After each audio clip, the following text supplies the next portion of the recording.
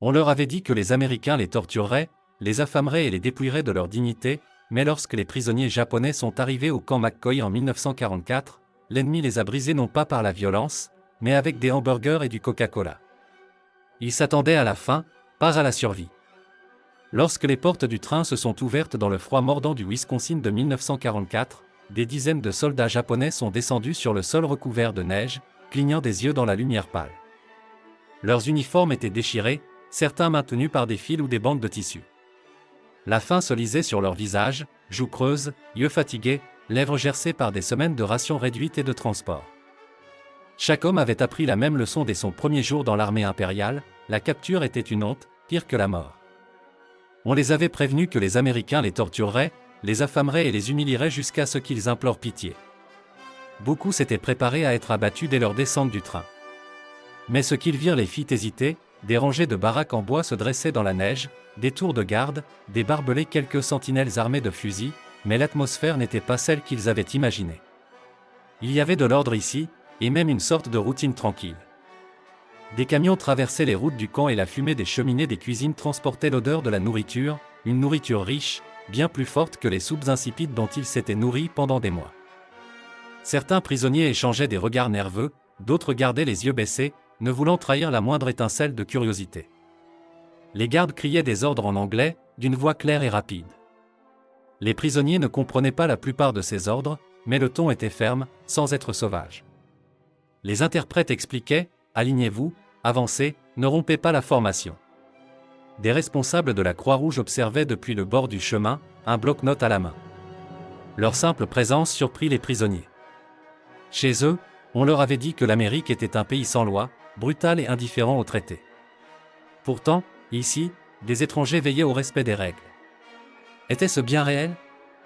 La procédure d'admission était mécanique, mais choquante par son humanité. Les hommes étaient épouillés, leurs uniformes infestés de poux étaient brûlés, des examens médicaux étaient effectués pour mesurer la fièvre, la malnutrition, les fractures. Un soldat japonais au bras bandé s'attendait à être ignoré, mais un médecin américain inspecta sa blessure, la nettoya et la banda à nouveau. Le soldat resta figé, incapable de concilier cet acte de bienveillance avec l'image de l'ennemi barbare qu'on lui avait inculqué.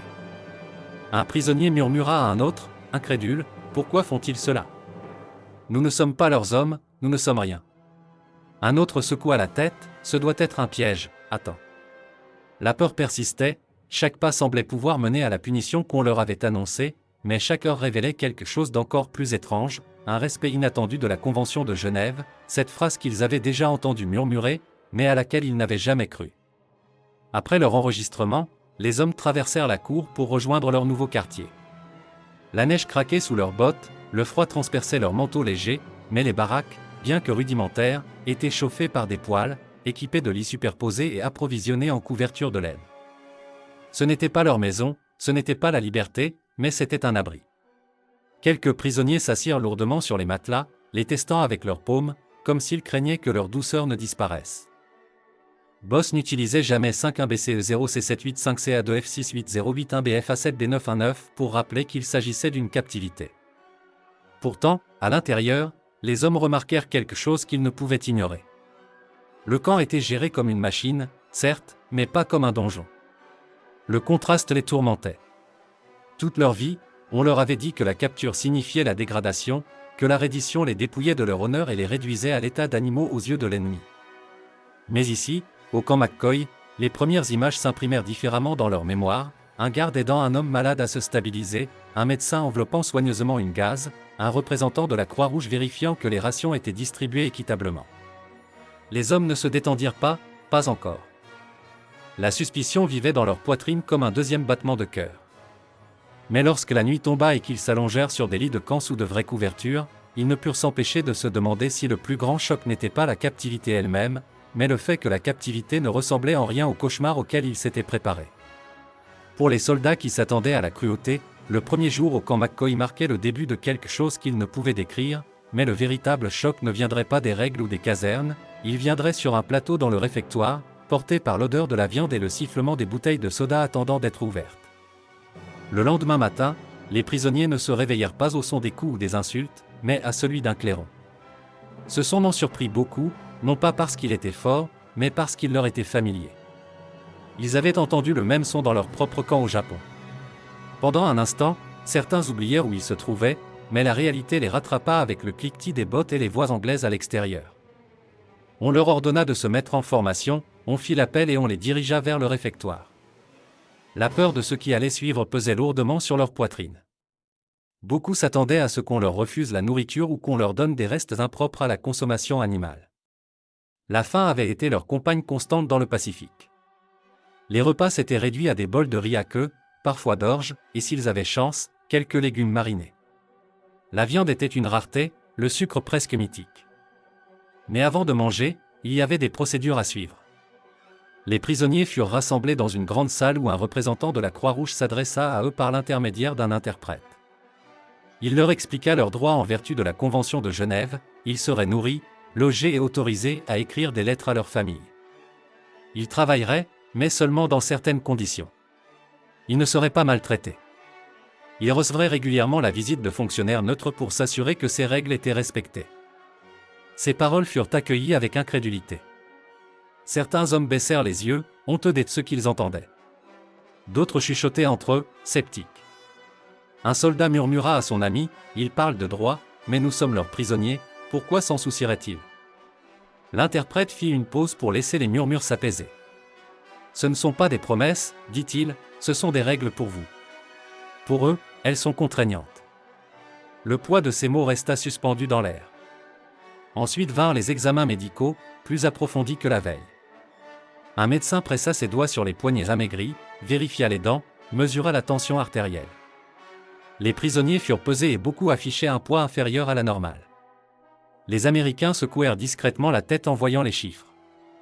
La malnutrition était évidente, mais personne ne se moqua d'eux. Un caporal distribua même des vitamines, de petits comprimés crayeux qui intriguèrent les hommes. Des médicaments pour les ennemis, c'était presque insultant tant c'était gentil. Dans l'après-midi, on leur donna des vêtements propres, des uniformes simples et pratiques marqués des lettres, PW, en gros caractères. Les vêtements leur allaient mieux que le rayon déchiré trouvé sur le terrain. Certains prisonniers les enfilèrent lentement, hésitant, comme si chaque couture était un abandon de leur identité. D'autres apprécièrent la chaleur qu'ils procuraient entre qui les enveloppait tandis que le vent du Wisconsin s'engouffrait dans les fissures des baraques.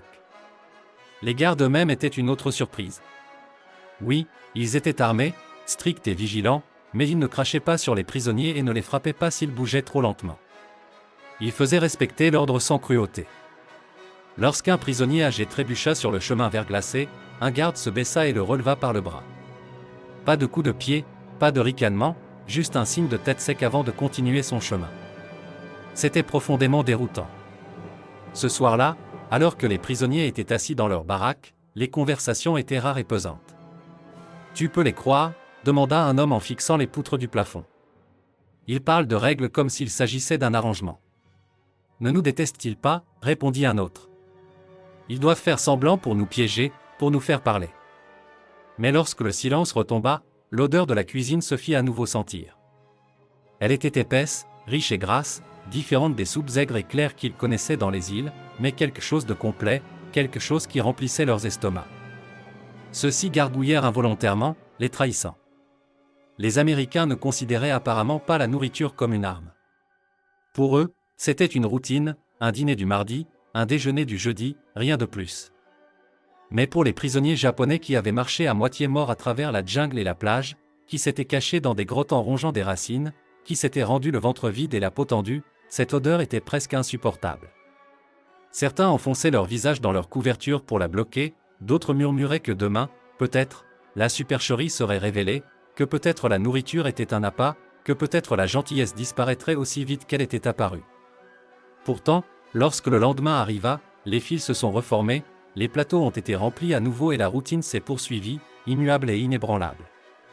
Les règles étaient réelles, les inspections étaient réelles, les procédures étaient réelles, et la vérité la plus étrange de toutes s'imposait lentement à leurs attentes, même en temps de guerre, l'Amérique croyait en l'ordre, mais l'ordre des règles n'était rien comparé à ce qui les attendait dans le réfectoire même, où la faim et la mémoire allaient se heurter à un hamburger et à une bouteille en verre qu'ils n'avaient jamais vue auparavant. La file avançait lentement, les bottes raclant le sol du réfectoire, de la vapeur s'élevait des plateaux derrière le comptoir, transportant une odeur si étrangère au nez japonais que beaucoup d'hommes ne pouvaient l'identifier. C'était une viande riche, lourde et fumée, oui, mais pas comme le poisson séché ou les petits morceaux qu'ils mangeaient autrefois chez eux. C'était plus épais, plus copieux, quelque chose de plus proche du luxe. Les prisonniers serraient leur plateau en étain comme des boucliers, attendant l'humiliation à venir. Peut-être qu'on leur jetterait des restes, peut-être qu'on leur servirait de la nourriture avariée avec des moqueries. C'était ce à quoi ils s'attendaient.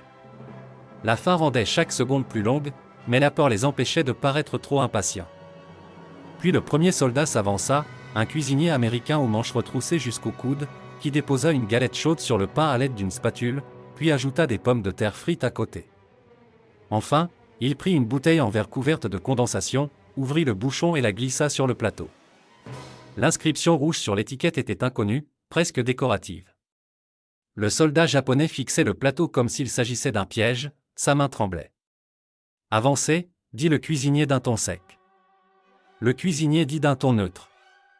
Le prisonnier s'avança en traînant les pieds, toujours en regardant derrière lui. Les autres se penchèrent pour apercevoir ce qu'on leur avait donné. Des murmures parcoururent la file. De la viande, ils nous donnent de la viande. Alors que d'autres plateaux commençaient à se remplir, l'incrédulité s'intensifia. Le pain était moelleux au toucher, les pommes de terre dorées à souhait et la bouteille de Coca-Cola, expliqua sèchement un garde, pétillaient comme si elle était vivante. Dans un coin de la salle, les prisonniers étaient assis à de longues tables en bois. Ils regardaient la nourriture avec prudence, presque avec méfiance, comme des hommes qui auraient pénétré par inadvertance en territoire interdit. Quelques-uns portèrent la bouteille à leurs lèvres.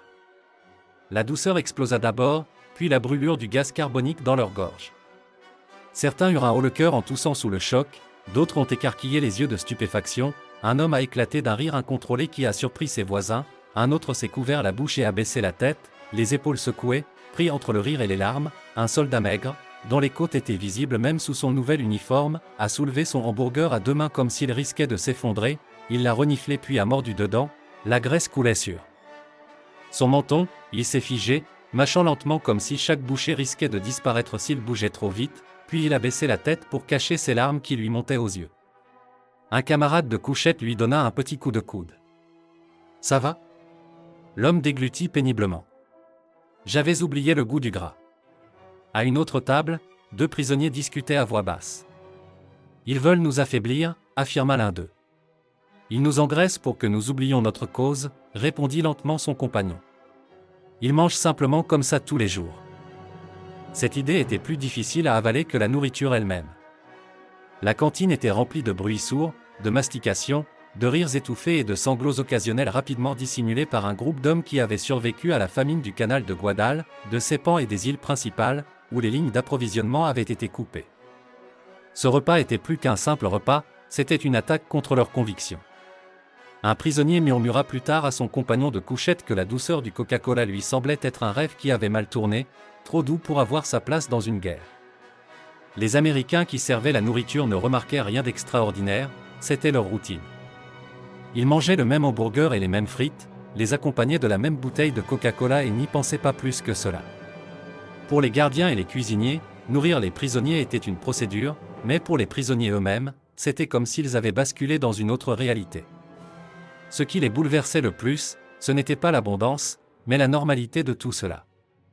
Les Américains ne faisaient pas la fête, ils ne se moquaient pas, ce n'était pas un festin destiné à impressionner, c'était simplement le dîner du mardi. Ce contraste était plus dur à supporter que n'importe quelle insulte. Voici des hommes qui s'étaient battus avec acharnement, à qui on avait dit que l'Amérique était affamée, décadente, au bord de l'effondrement, et pourtant, en captivité, ils mangeaient mieux qu'ils ne l'avaient fait en tant que soldats libres de l'Empire. La honte était vive, mais le soulagement l'était encore plus. Lorsque les plateaux furent vides et les bouteilles vidées sur les tables, les prisonniers s'assirent en silence. Certains joignirent les mains comme pour prier, d'autres fixaient le mur d'un regard vide, essayant de comprendre ce qui venait de se passer. Les gardes de la cantine appelèrent à l'ordre et raccompagnèrent les hommes à leur caserne. Les prisonniers sortirent en file indienne, encore sous le choc, chuchotant entre eux à propos de ce qu'ils avaient goûté ce soir-là. Allongés sur leurs couchettes sous des couvertures en laine, le souvenir des hamburgers et du Coca-Cola les accompagnait, non seulement comme nourriture, mais comme preuve que leur ennemi vivait dans un monde différent, un monde où l'on pouvait gaspiller des sucreries pour les prisonniers, un monde où la viande était si courante qu'on pouvait la façonner en galettes et la distribuer sans y penser.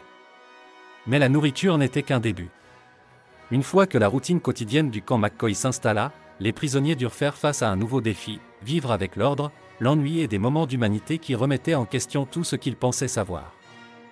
Le choc de ce premier repas persista, mais il n'effaçait pas la réalité de la captivité. Chaque matin, les prisonniers de guerre du camp McCoy se réveillaient au son de l'appel, au bruit des bottes crissant dans le gel, des fusils pointés vers eux depuis les tours au-dessus des barbelés.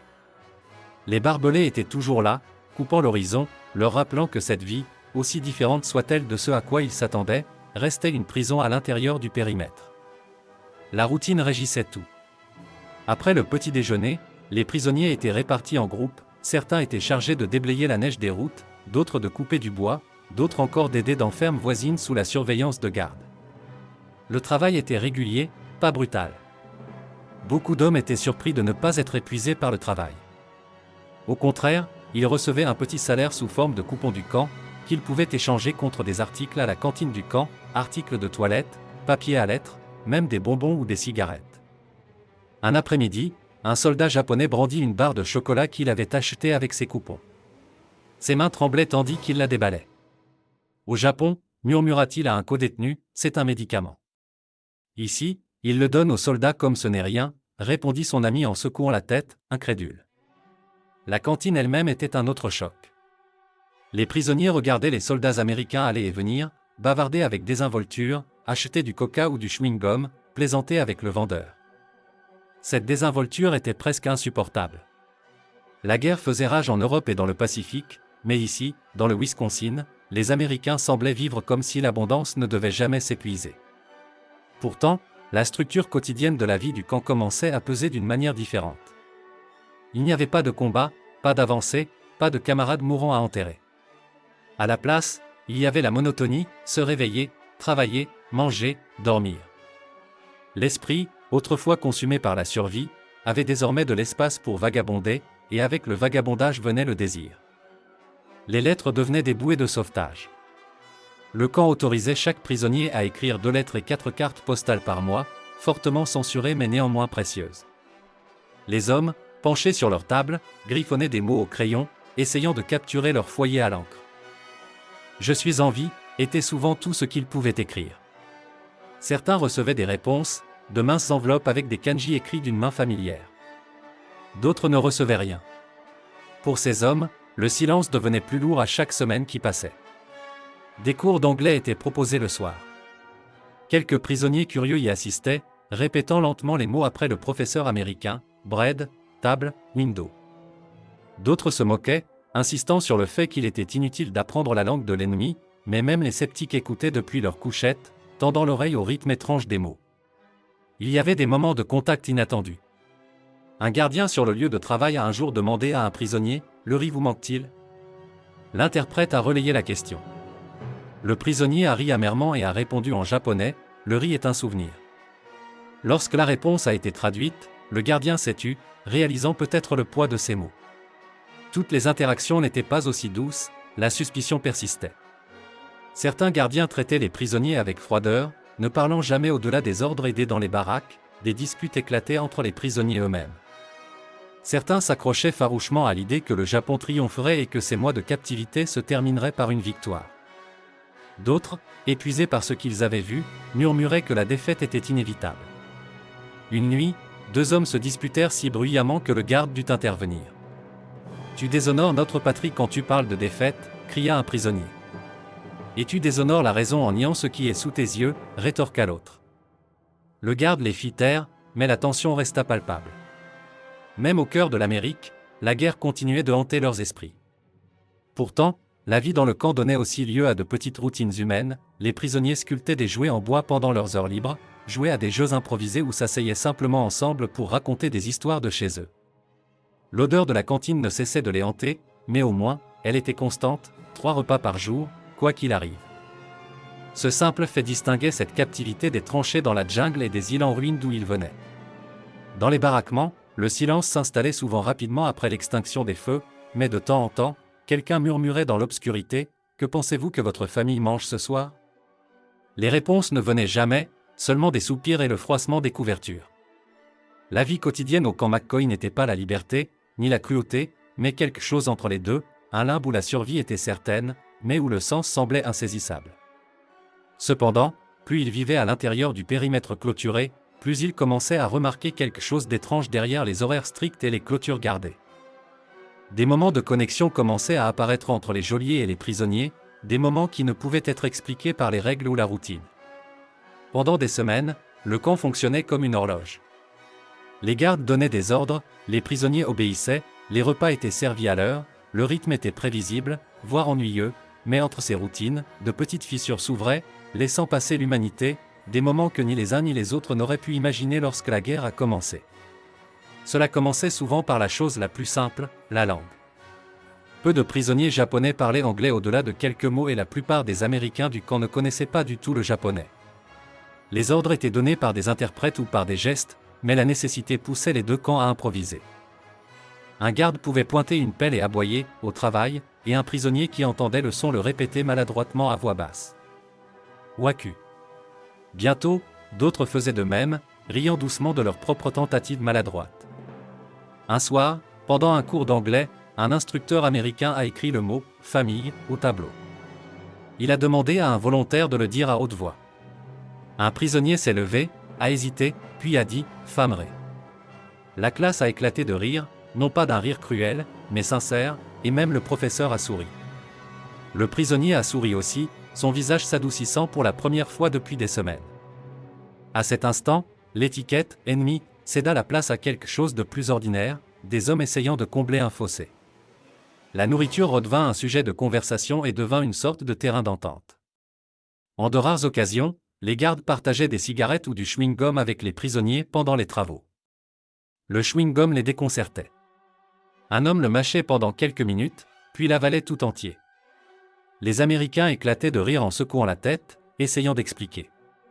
Bientôt, le chewing-gum devint un petit symbole d'échange, un garde en offrait à un prisonnier qui l'acceptait avec une révérence raide. Il y avait aussi des cendres dans une ferme à l'extérieur du camp où un groupe de prisonniers de guerre travaillait à défricher les champs. Un fermier américain les observait attentivement. Son fils avait été tué dans le Pacifique et son regard était empreint de ressentiment. Lorsqu'un prisonnier se baissa pour ramasser un outil tombé par terre, le fermier cracha près de ses pieds. Le garde qui escortait l'équipe de travail le remarqua, mais ne dit rien et s'approcha. La tension flottait dans l'air froid, tacite mais palpable. Le fermier se détourna en marmonnant qu'il aurait fallu les laisser mourir de faim. Ce moment se répandit rapidement parmi les prisonniers lorsqu'ils sont retournés au camp. Tous les Américains ne suivent pas leurs règles, a déclaré l'un d'eux d'un ton sinistre. Son compagnon de chambrée a répondu, bien sûr que non, ce sont des hommes comme nous. Certains détesteront, d'autres non. À l'intérieur du camp, des amitiés se sont parfois nouées là où personne ne s'y attendait. Un jeune garde nommé Miller, âgé d'accent grave peine 20 ans et parlant avec un léger accent de l'Illinois, s'attardait souvent près des baraquements après son service. Il avait sur lui des photos de sa famille qu'il montrait aux prisonniers rassemblés près de la clôture. Il ne comprenait pas ses paroles, mais il comprenait les visages, une mère, un père, deux petites sœurs. À leur tour, les prisonniers dessinaient des formes dans la terre, esquissant leur propre maison, leur village, leurs femmes qui les attendaient à des milliers de kilomètres. Ce n'était pas un dialogue en mots, mais un dialogue en images. Un soir, Miller réussit à dire lentement « mère, père, ABQ » en montrant les photos. Un prisonnier acquiesça, se toucha la poitrine et dit en japonais « Aashishi Imoto ». L'échange ne dura que quelques instants avant qu'un autre garde n'ordonne à Miller de s'éloigner, mais la graine était semée. Ils avaient communiqué par-delà le fossé, ne serait-ce qu'un instant. La culture était profondément ancrée et la méfiance encore plus profonde. Parmi les Japonais, la loyauté envers l'empereur n'était pas effacée par les hamburgers ou le Coca-Cola. Certains hommes murmuraient des avertissements contre tout assouplissement. Ils accusaient leurs codétenus qui suivaient des cours d'anglais de trahir leur honneur. Dans la pénombre des baraques, les disputes éclataient. La survie valait-elle l'adaptation où chaque mot emprunté, chaque moment de rire avec un gardien, érodait-il leur identité? Un prisonnier écrivait secrètement dans son journal « On nous a dit que les Américains étaient des animaux, mais ils partagent leur chewing-gum, ils soignent nos blessures. » Quel est le mensonge? Et la vérité? Les contradictions les interpellaient. Pour certains, la gentillesse des gardes était une humiliation, un rappel qu'ils vivaient mieux en captivité que leur famille restée au pays.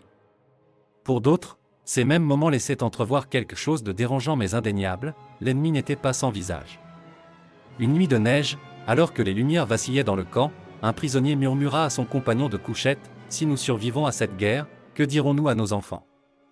Que notre ennemi nous a nourris, qu'il nous a donné des couvertures, qu'il nous a souri. » Les compagnons de lit restèrent silencieux pendant un long moment avant de répondre doucement, « Nous leur dirons la vérité, même si cela nous fait honte. » Mais la vérité était compliquée et, alors que la guerre touchait à sa fin amère, les contradictions au sein du camp McCoy ne faisaient que s'aggraver, jusqu'à ce que les prisonniers soient contraints de se poser la question de savoir ce que signifiait réellement la loyauté. À l'hiver 1945, le rythme du camp McCoy s'était stabilisé à un niveau que les prisonniers n'auraient jamais pu imaginer lorsqu'ils étaient descendus du train. La faim ne marquait plus leur visage, et le travail, bien que fatigant, ne brisait pas leur corps. Ils écrivaient des lettres à leurs proches, certains osant même demander aux gardes comment s'écrivaient certains mots anglais. En surface, la vie semblait gérable, mais sous cette surface coulait un conflit profond, qui s'intensifiait à mesure que les semaines devenaient des mois. Comment pouvaient-ils concilier ce traitement avec la haine et la loyauté qu'ils portaient encore dans leur cœur? Chaque nuit, des débats faisaient rage dans les baraquements. Certains affirmaient avec véhémence que tout cela n'était qu'une supercherie, que l'Amérique ne faisait que prétendre bien traiter les prisonniers afin de les affaiblir et de leur voler leur morale avant leur rapatriement. Un soir, un homme se leva et dit d'une voix dure, « Ne vous laissez pas berner, notre empereur exige de la force, pas du confort. Chaque hamburger que vous avalez est une trahison. » D'autres, lassés de souffrir, ripostèrent, « Nous sommes en vie. Et si survivre est une trahison, alors qu'a accompli mourir de faim à ses pans ?» Un silence suivit ces mots, un silence et une honte. Les lettres de chez eux rendaient les contradictions encore plus douloureuses. Lorsqu'un prisonnier apprit que sa famille à Osaka survivait grâce à des mauvaises herbes et des restes d'orge, il tenait le papier entre ses mains tremblantes tandis que l'odeur du rôti de bœuf flottait dans le réfectoire. Le fossé entre sa vie de prisonnier et celle de ses proches, civils soumis au bombardement, devenait insupportable. « Je mange comme un soldat », avoua-t-il doucement, tandis que mes enfants meurent de faim. Ce n'était seulement la nourriture, la chaleur elle-même était devenue un symbole dans les baraques chauffées par des poêles, avec des couvertures en laine et des bottes solides. Les hommes se souvenaient de leurs familles grelottant dans des maisons en bois aux vitres brisées par les raids aériens. La captivité leur offrait la sécurité, mais elle aggravait leur culpabilité. Certains prisonniers s'accrochaient davantage à la propagande, la répétant comme des prières, l'Amérique était décadente, creuse, prête à s'effondrer, mais les preuves autour d'eux contredisaient ces mots dans le camp. Des caisses de bouteilles de Coca-Cola arrivaient, des cigarettes étaient disponibles non seulement pour les soldats, mais aussi pour les prisonniers. Les équipes de travail voyaient des agriculteurs américains avec des tracteurs, des granges pleines de bétail, des champs qui semblaient infinis. L'abondance ici n'était pas un fantasme, c'était normal. Un garde, entendant un prisonnier faire une remarque sur les champs débordants, a simplement dit « Ce n'est que le Wisconsin, vous devriez voir l'Illinois. » Le prisonnier a baissé les yeux, honteux de l'envie qui le brûlait. Les contradictions ont brisé certains hommes. Un soir, un prisonnier a murmuré à travers ses larmes, « Je croyais que le Japon était le centre du monde, mais maintenant je vois que nous ne sommes peut-être qu'une petite île. » Son compagnon de couchette l'a réprimandé, l'avertissant de ne jamais prononcer une telle trahison à voix haute, mais la pensée avait été exprimée et les pensées ne peuvent être retirées. La religion ajoutait une autre dimension. Certains prisonniers se rassemblaient en cercle silencieux pour réciter des prières à leurs ancêtres, s'accrochant à la tradition. D'autres observaient les aumôniers américains diriger des offices pour leurs propres hommes et la curiosité les animait. Quelques-uns y assistaient même, ne serait-ce que pour s'asseoir dans la chaleur de la chapelle. Ils ne comprenaient pas les hymnes, mais ils reconnaissaient l'acte de foi. Des dieux différents, des rituels différents, mais la même soif humaine d'espoir. La contradiction la plus douloureuse est apparue lors des inspections de la Croix-Rouge. Les responsables ont demandé aux prisonniers s'ils étaient bien traités. La plupart ont répondu oui, car c'était vrai, mais après coup, dans les baraquements, la honte les a envahis. Nous admettons que notre ennemi nous traite équitablement alors que notre propre nation ne peut pas nous nourrir. Qu'est-ce que cela fait de nous? Personne n'avait de réponse. Un après-midi enneigé, une équipe de travail déblayait une route à l'extérieur du camp lorsqu'un groupe d'enfants américains s'est approché. Ils étaient curieux, audacieux, les joues rougies par le froid. Une fille a tendu une barre chocolatée à un prisonnier japonais. Barbelé à un prisonnier japonais. Il se figea. Il avait affronté les bombes, les balles, la faim, mais le geste innocent d'une enfant le terrifiait plus que n'importe quelle arme. Lentement, il prit la barre chocolatée, s'inclina profondément et dit dans un anglais hésitant « Merci ». La fillette sourit et retourna en sautillant vers ses amis. Ce soir-là, l'homme avoua à ses camarades de chambrée qu'il se sentait plus brisé par cette petite gentillesse que par toutes les batailles qu'il avait endurées. « Une enfant de l'ennemi, murmura-t-il, m'a donné à manger avec le sourire. Comment pourrais-je la détester ? De tels moments laissèrent des cicatrices de confusion. Ils n'effaçaient pas la loyauté envers l'empereur et ne mettaient pas fin à la guerre dans leur cœur, mais ils rendaient la frontière entre amis et ennemis plus floue que la propagande ne l'avait jamais admis. Alors que 1945 avançait, les hommes savaient que la guerre à l'extérieur atteignait son paroxysme. Des rumeurs de bombardements à Tokyo et de pertes aux Philippines parvenaient au camp. Chaque nouvelle information amplifiait la contradiction à l'intérieur des barbelés. Ils vivaient avec des repas réguliers, un abri et même des aperçus d'humanité à l'extérieur, tandis que leur nation brûlait. Mais la captivité, aussi humaine soit-elle, ne pouvait durer éternellement. La question qui se posait était simple et terrifiante: que se passerait-il lorsque les portes s'ouvriraient enfin et qu'ils retourneraient dans une patrie marquée par le feu et la faim? À l'été 1945, le monde extérieur au camp McCoy avait changé du tout au tout. Les murmures se transformèrent en gros titres dans les journaux américains que les prisonniers pouvaient parfois apercevoir à travers les gardes ou les responsables de la Croix-Rouge. Les Alliés avançaient en Europe, les villes japonaises brûlaient sous les vagues de bombardiers. Lorsqu'Hiroshima et Nagasaki furent frappés, les rumeurs se répandirent dans le camp plus vite que les gardes ne pouvaient les faire taire. La plupart des prisonniers ne comprenaient pas vraiment ce qu'était une bombe atomique, mais l'horreur de la chose transparaissait dans chaque mot. Puis vint la vérité qu'ils ne pouvaient ignorer: le Japon avait capitulé. L'annonce tomba sur le camp comme un poids que personne ne pouvait soulever. Certains prisonniers fixaient le sol d'un regard vide, d'autres pleuraient en silence, les épaules secouées de sanglots sous leurs minces couvertures. Pendant des années, ils avaient cru que leur nation ne pouvait pas tomber, que la mort était préférable à la défaite. Or, la défaite était arrivée alors qu'ils étaient derrière des barbelés, incapables de lever une arme, incapables de choisir leur destin. Les jours passèrent dans un calme étrange. Les gardes ne jubilaient pas, ils se contentaient de poursuivre leur routine: repas, appels, inspections. Pour de nombreux prisonniers, cette routine était insupportable. Ils nous traitent tous de la même manière, murmura amèrement un homme. Que nous soyons guerriers ou vaincus, ne voit-il pas notre honte? Mais le camp se préparait déjà au rapatriement. La Croix-Rouge commença à organiser les listes, les itinéraires de transport, les horaires. Les prisonniers reçurent des uniformes propres, des examens médicaux et des briefings sur le voyage qui les attendait.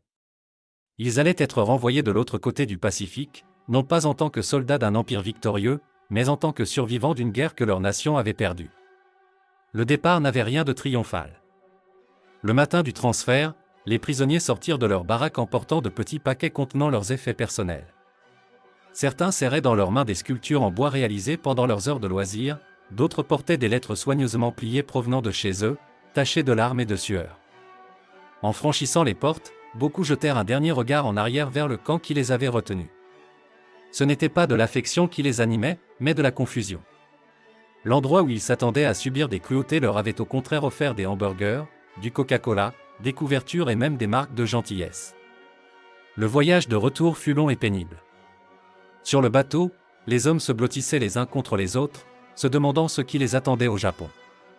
Les villes avaient disparu, les familles étaient dispersées, la faim était pire qu'à leur départ.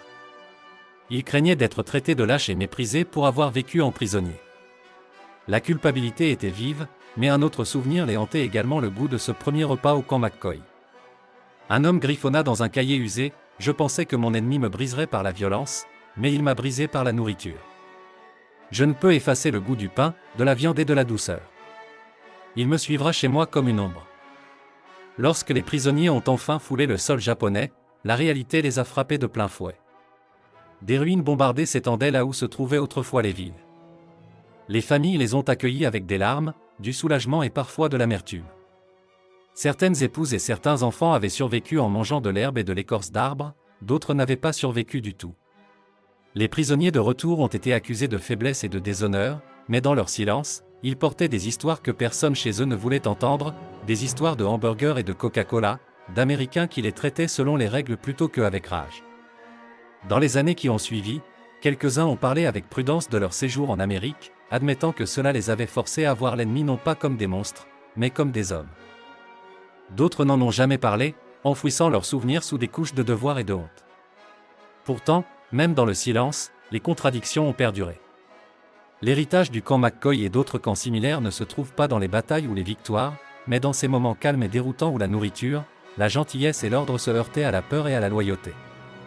Pour les prisonniers, la captivité révélait quelque chose de dérangeant, mais indéniable, l'humanité pouvait exister même en pleine guerre. Et c'est peut-être là la leçon finale. Les guerres prennent fin, les nations s'élèvent et tombent, mais les petits choix d'un garde partageant une photo, d'un enfant offrant des bonbons, d'un cuisinier glissant un hamburger sur un comptoir peuvent laisser des traces qui survivent au bruit des canons. Pour ces prisonniers japonais, le goût du Coca-Cola et la graisse d'un hamburger sont devenus des symboles de contradiction, mais aussi de survie. Ils ont rappelé à ces hommes que même les ennemis peuvent faire preuve de miséricorde et que parfois, la miséricorde est plus profonde que la haine. Comme l'a dit un prisonnier à son fils des années plus tard, j'ai appris en Amérique que la gentillesse est plus difficile à supporter que la cruauté. La cruauté, on peut la combattre, mais la gentillesse, on s'en souvient. La guerre peut dépouiller les hommes de tout, mais elle ne peut effacer le pouvoir des petits gestes d'humanité. C'est une histoire qui mérite d'être rappelée. Si vous avez trouvé cette histoire significative, n'hésitez pas à vous abonner pour découvrir d'autres récits authentiques sur l'histoire de la Seconde Guerre mondiale. Ces histoires, bien qu'enfouies dans le temps, nous parlent encore aujourd'hui. Elles nous rappellent les choix que font les humains dans les moments les plus sombres, des choix qui révèlent qui nous sommes vraiment.